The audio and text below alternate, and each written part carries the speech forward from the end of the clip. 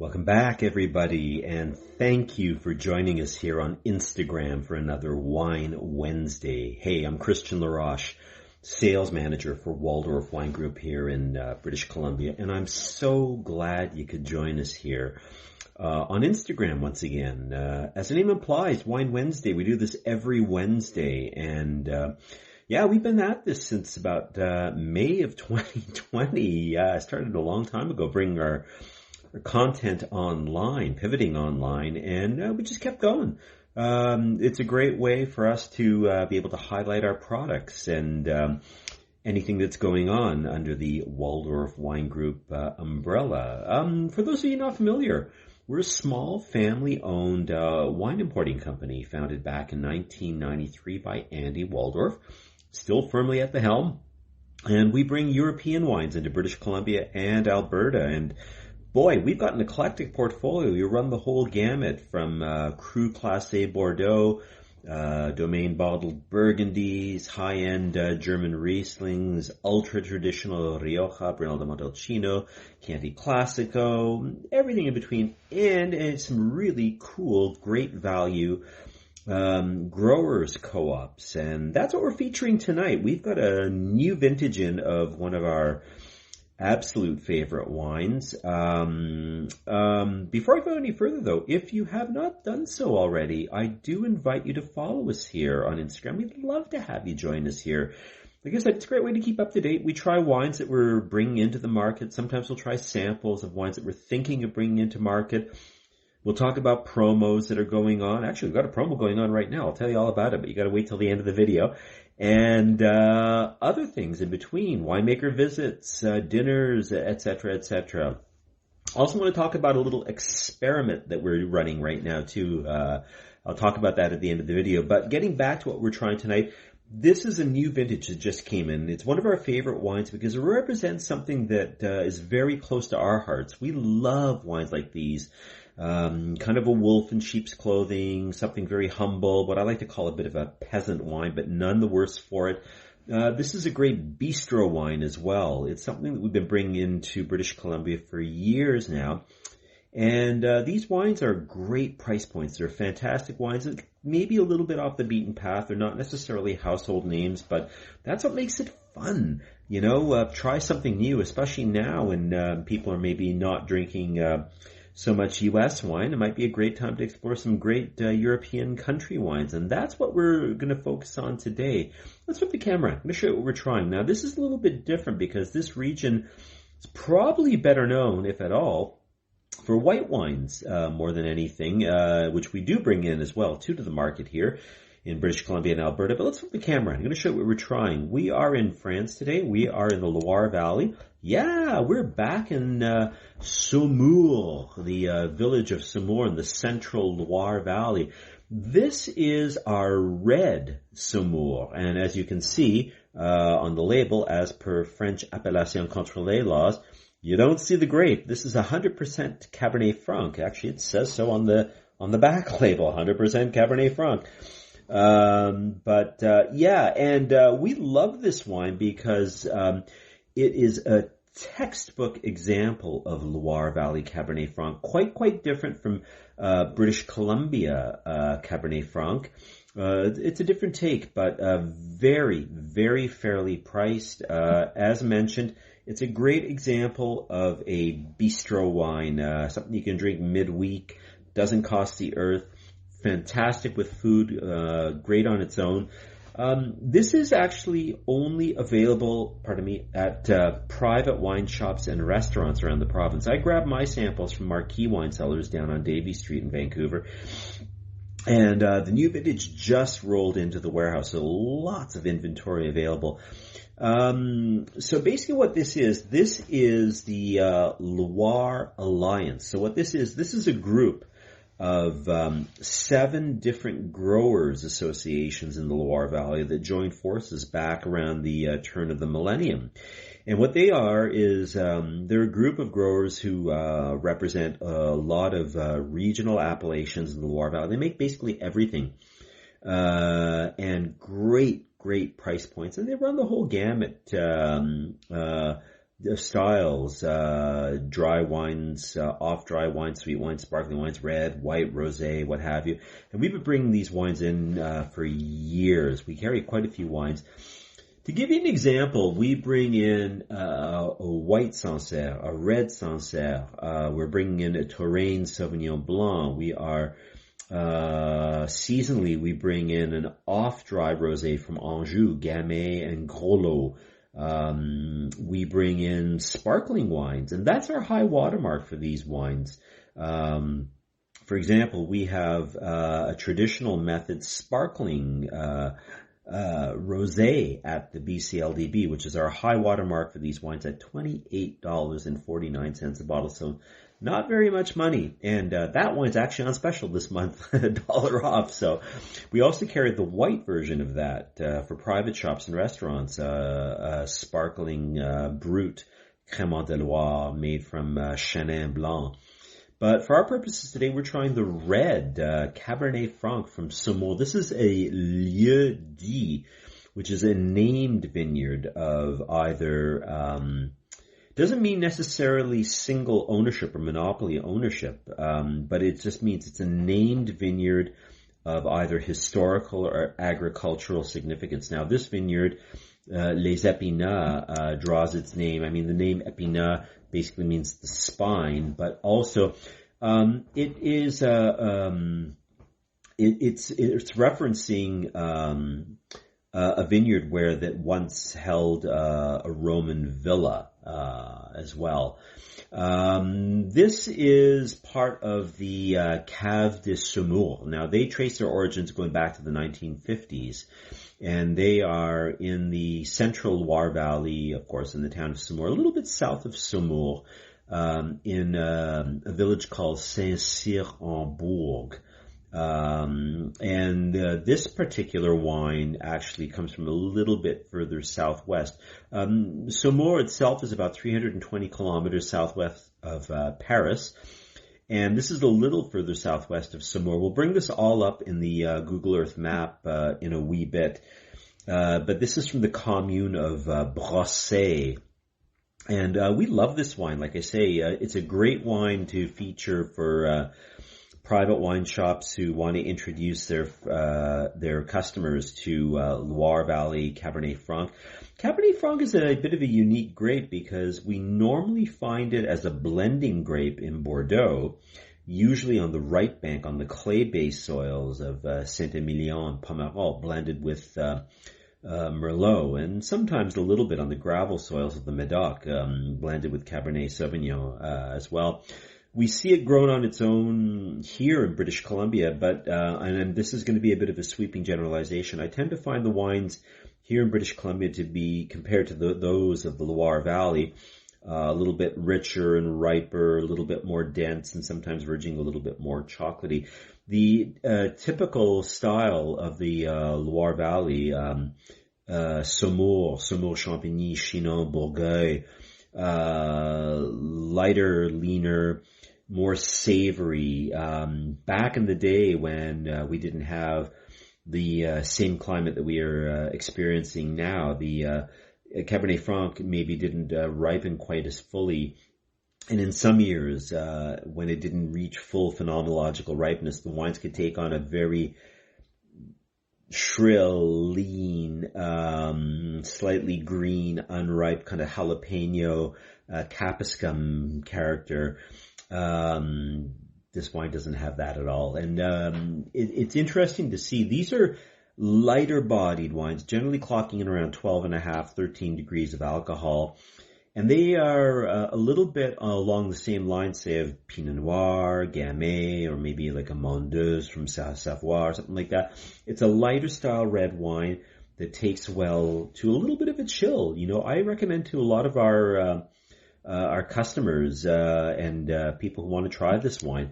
This is a perfect candidate to maybe pop in the fridge for 20 minutes or so, freshen up the fruit, and especially, too, as we're getting back into al fresco dining again, if we're getting back out on the patio, around the pool, around the barbecue, what have you, Don't be afraid. We tend to drink our white wines too cold, our red wines too warm. 20-minute rule before dinner, white out of the fridge, red in the fridge.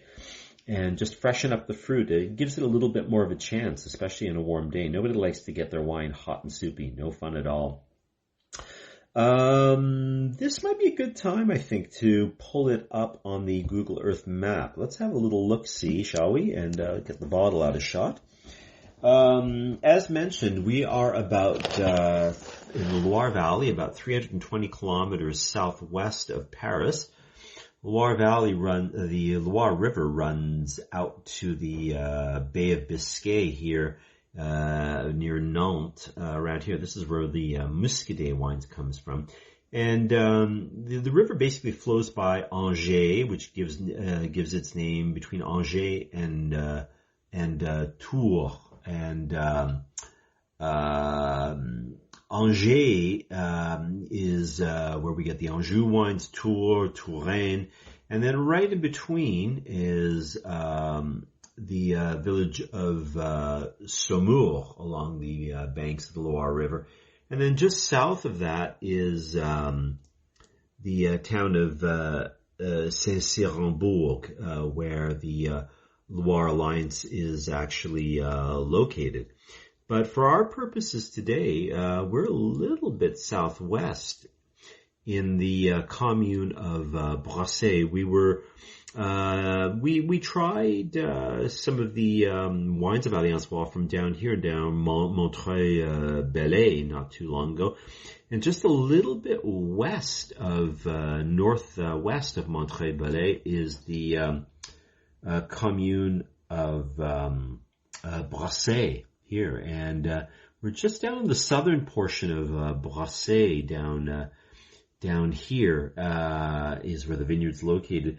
Les Epinats has basically two types of soil. It's got a deep soil with red stones called terre à silex. Now, silex is flinty soil, and also has a soil that's not very stony with a higher proportion of clay. So to give you an idea, oops, I think I've got my photos backwards.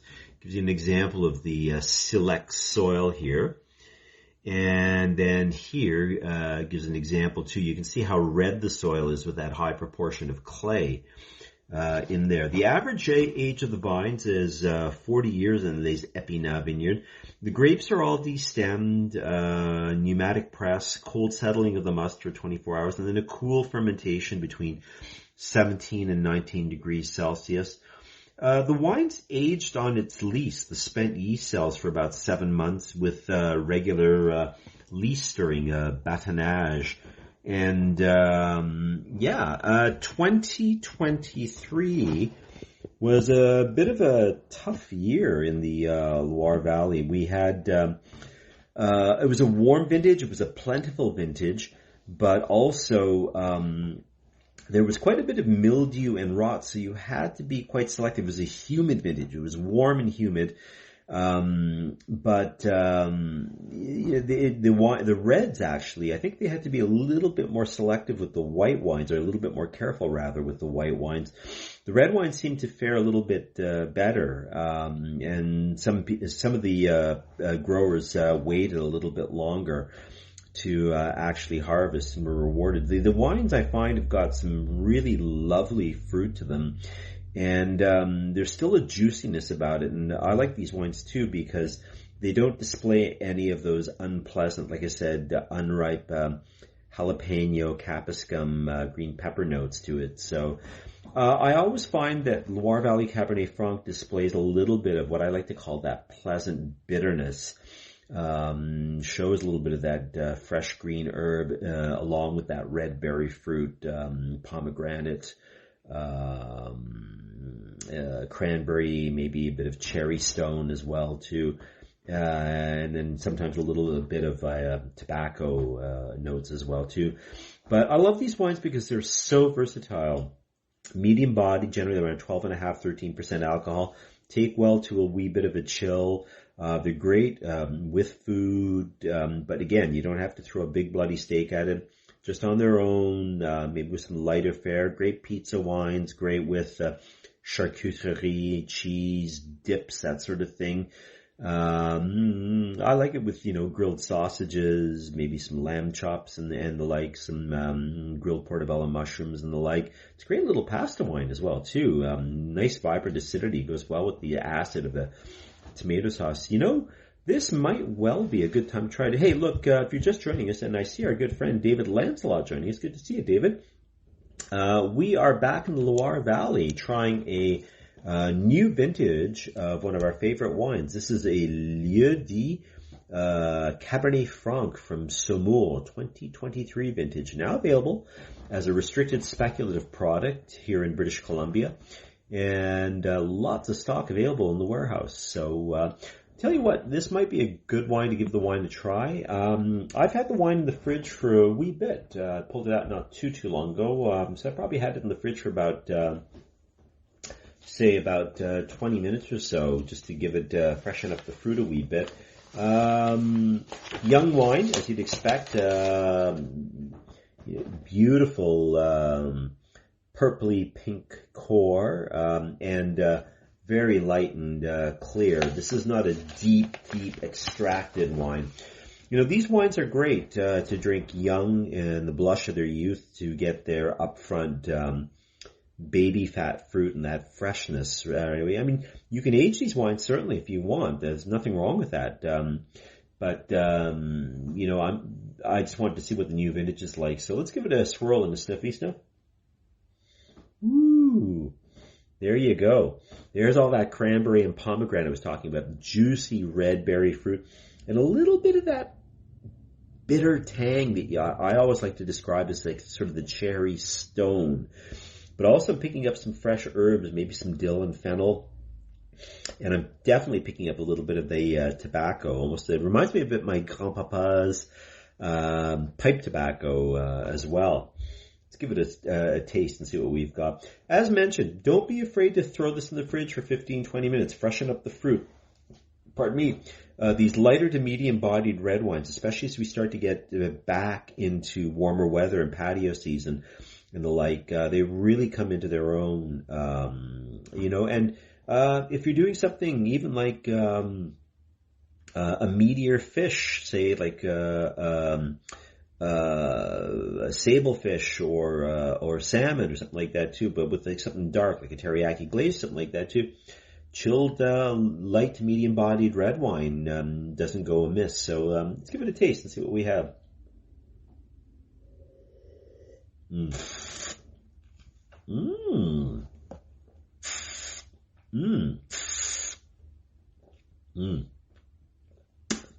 Snap. Love that acidity. Juicy. Super silky. Very fruit forward. I love it. Very lively, and a lot of that cranberry note. But I'm also picking up, again, that savory. And again, I talked about that pleasant bitterness. Really has a sort of a green, fresh herb bite to it. Very savory fruit as well. Mid-weight, low to medium tannin, medium plus acidity, I would say, on that one. It's quite tart. That's why the cranberry note really comes to mind. I guess have one more sip if I may.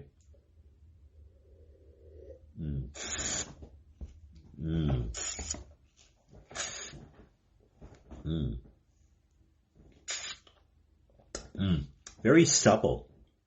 But again, the acidity kicks in the finish. Love it. That's a really nice expression of Loire Valley Cabernet Franc. Textbook example. Lots of stock available. Super well priced. If you ever want to try something a wee bit different, check it out. You can drop me a line here on Instagram, DM me, or shoot me an email at christian@waldorfwine.com. And that's Christian, KHRISTIAN @waldorfwine.com. Yeah, we love wines like this. Like I said, very user-friendly, well-priced, and textbook examples. What's not to like? Let's do a bit of business. So we were talking about promos going on right now too. So we're running some specials at the BCLDB until April the 26th. We've got our Sellback fish label Riesling, one of the most popular German Mosel Rieslings here, off dry, Low alcohol, 10.5%. That's $1 off until April 26th. Label designed by local artist Joanna Waldorf. Yes, that Joanna Waldorf. We are speaking of the sister wine to Saumur les Epinats, the Sparkler de Champigny, Crémant de Loire, Rosé Brut, Cabernet Franc, traditional method, 17 months on the lease. That's also $1 off. We've also got our Chianetti, our organic Dogliani from Piemonte, Dolcetto, beautiful example, a very serious example. And that's $2 off until April 26th. We've also got our Naturamania from Chateau Coupe Rose, natural, no added sulfur, Minervois, that's $1 off as well too. If you ever want to try a natural wine at a very, very good price, and now even better until April 26th, check out Naturamania. Also, our Armagean des Ormes Sauterne, the most popular Sauterne in BC, is on special too. $2 off. Half bottles, tasty, tasty, tasty treat. Easter's coming up. That'd be great with some Naramata Tiger Blue cheese or something like that. Yummy, yummy, yummy.